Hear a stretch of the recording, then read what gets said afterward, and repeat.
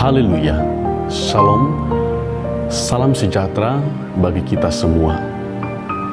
Puji Tuhan, pada kesempatan kali ini saya akan berbagi renungan kebenaran firman Tuhan bagi teman-teman semua, supaya kita sebagai orang-orang yang percaya kepada Tuhan, iman kita semakin hari tetap semakin kokoh, bahkan semakin kuat di dalam pengiringan kita akan Kristus.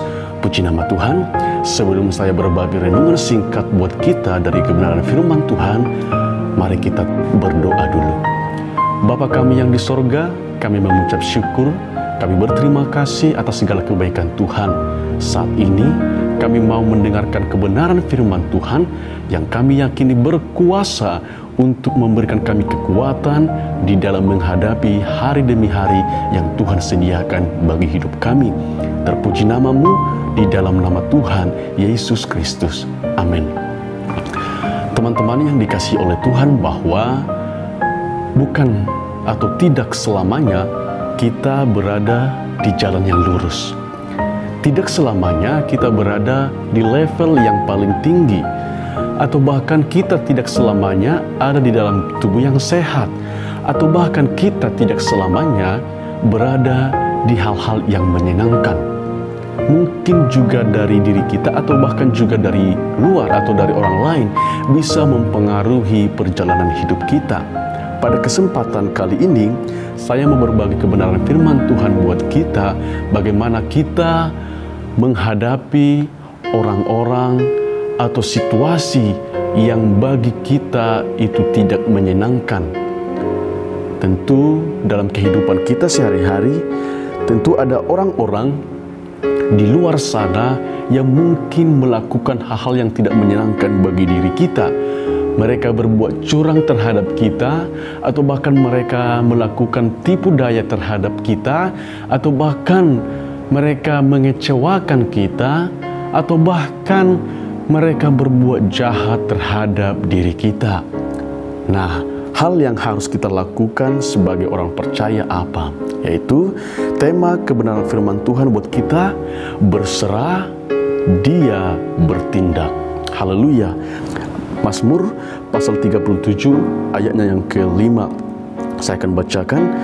Serahkanlah hidupmu kepada Tuhan dan percayalah kepadanya, dan Ia akan bertindak. Puji nama Tuhan. Raja Daud di dalam Mazmur ini berbicara bagaimana hidupnya sepenuhnya diserahkan kepada Tuhan Sang Pencipta. Karena dia percaya, dia yakin bahwa hanya Allah yang menjadi sumber pertolongan bagi dirinya saat dia menghadapi persoalan di tengah-tengah dunia.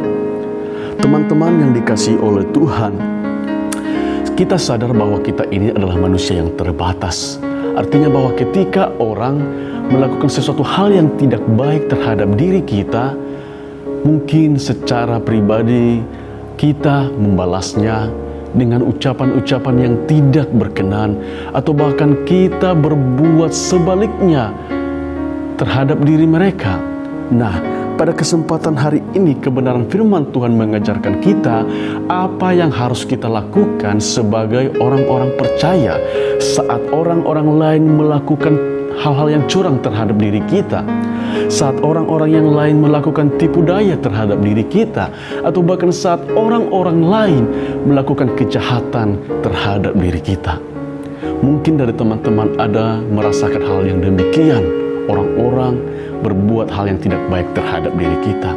Nah, sebagai orang-orang Kristen, sebagai orang-orang percaya, Raja Daud dipakai oleh Tuhan untuk menyampaikan pesan Allah kepada kita, bagaimana kita menghadapi hal demikian.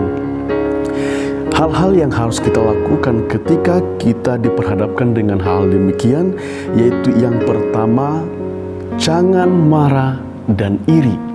Saya ulangi, jangan marah dan iri. Mazmur pasalnya ke-37 ayatnya yang pertama.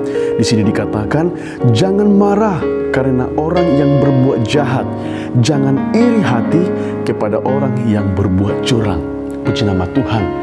Saat ini kita diingatkan oleh firman Tuhan jika orang-orang yang melakukan hal-hal yang tidak baik kepada kita, jika orang-orang melakukan hal yang curang terhadap kita, firman Tuhan mengajarkan kita supaya kita tidak marah.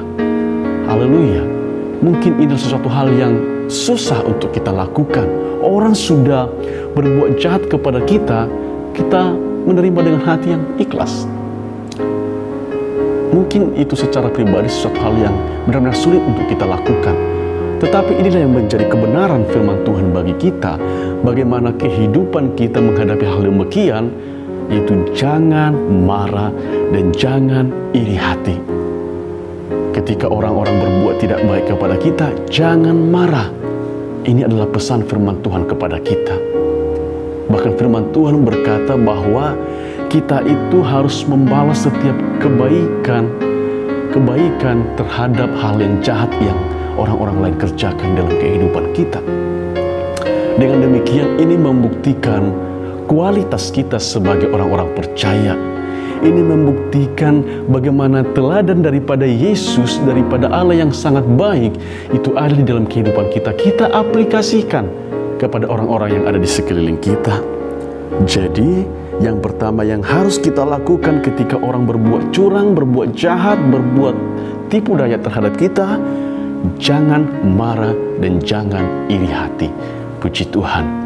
Yang kedua, apa yang harus kita lakukan ketika kita menghadapi hal-hal yang jahat dari orang lain?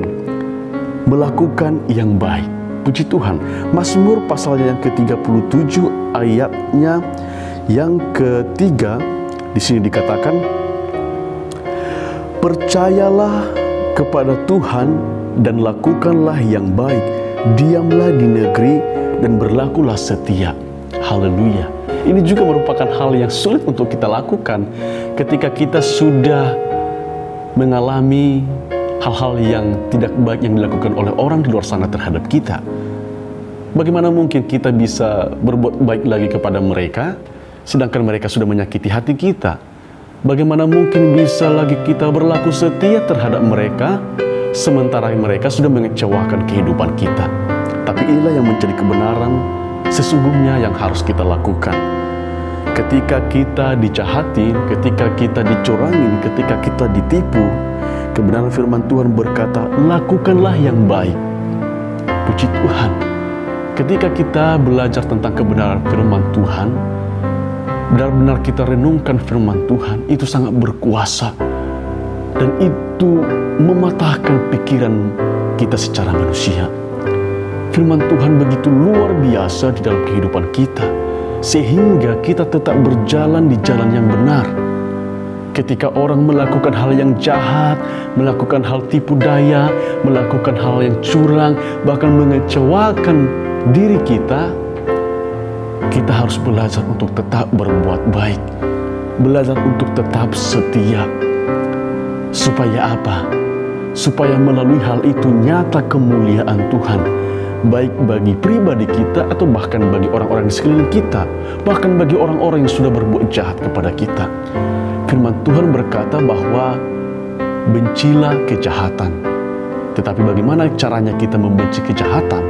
Yaitu dengan berlaku baik, dengan berlaku setia, melakukan hal yang baik kepada orang-orang yang melakukan yang tidak baik terhadap kita. Kemudian yang ketiga, hal-hal yang harus kita lakukan adalah menyerahkan hidup kepadanya. Seperti tema kita, berserah, yaitu di Mazmur pasal yang ke-37 ayatnya yang kelima. Saya akan baca sekali lagi.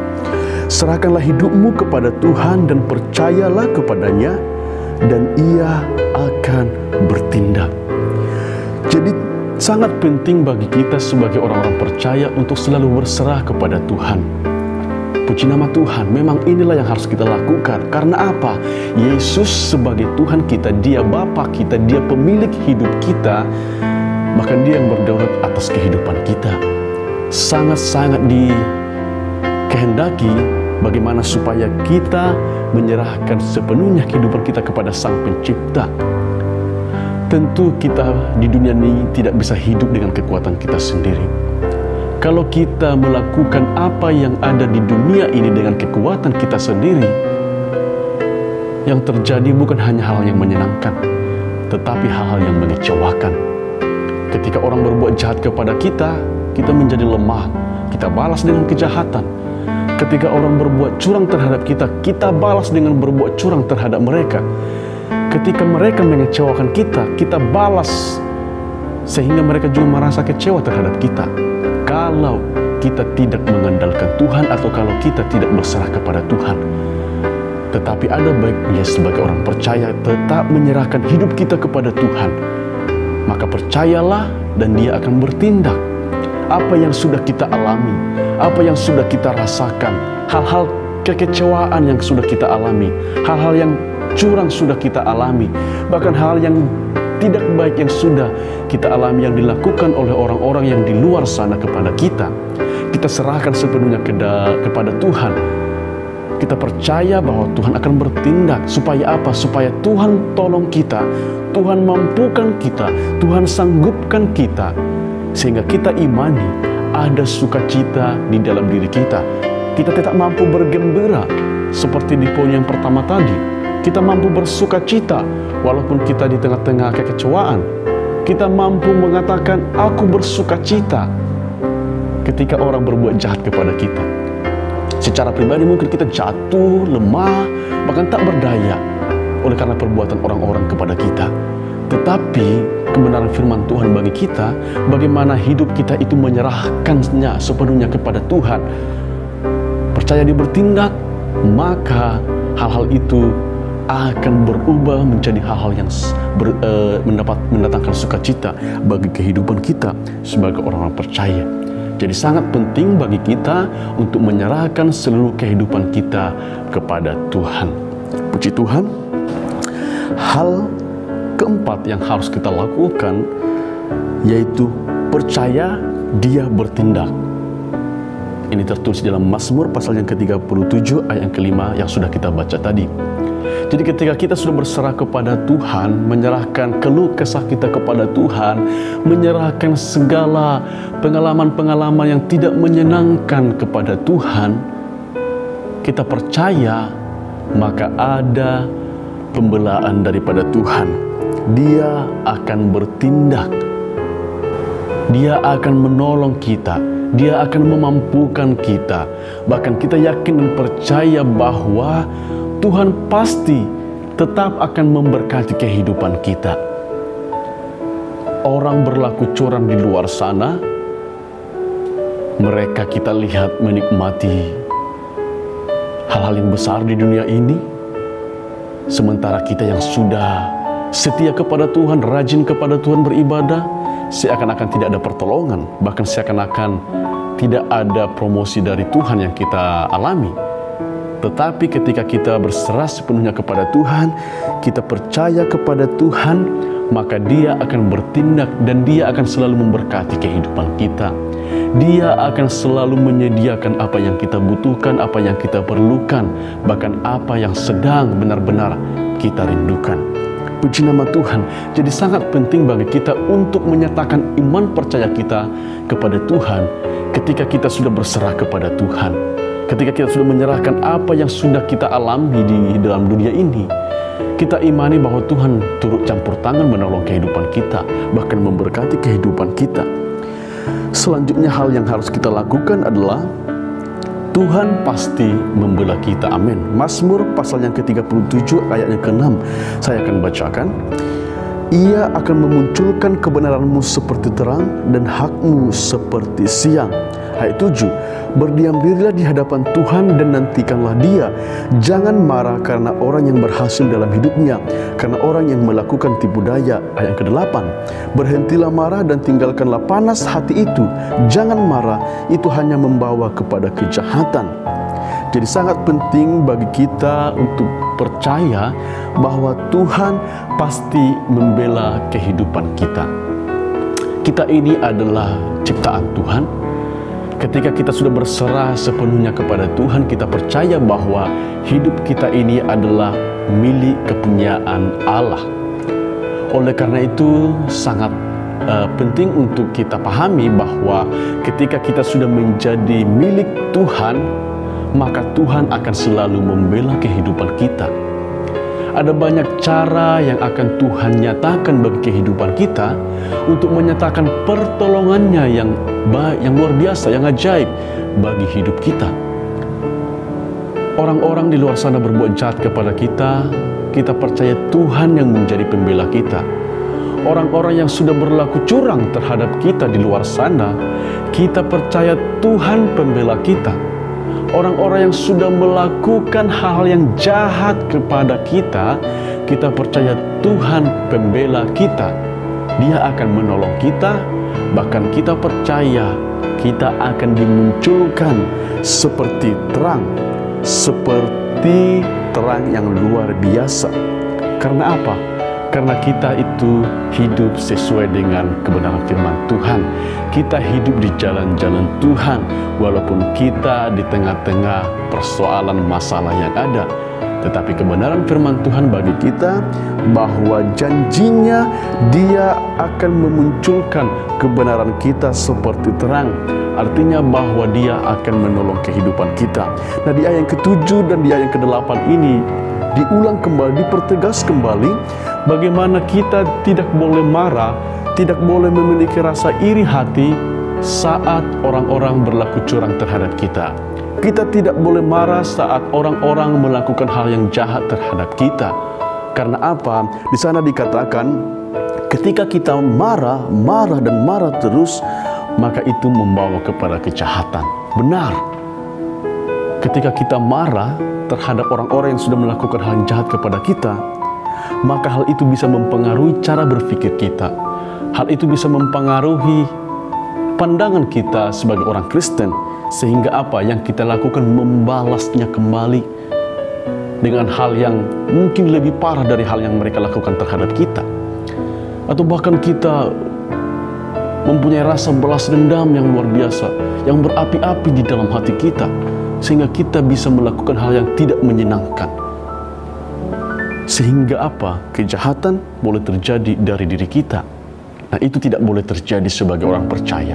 Tidak boleh terjadi hal itu. Karena kita ini adalah anak-anak Tuhan.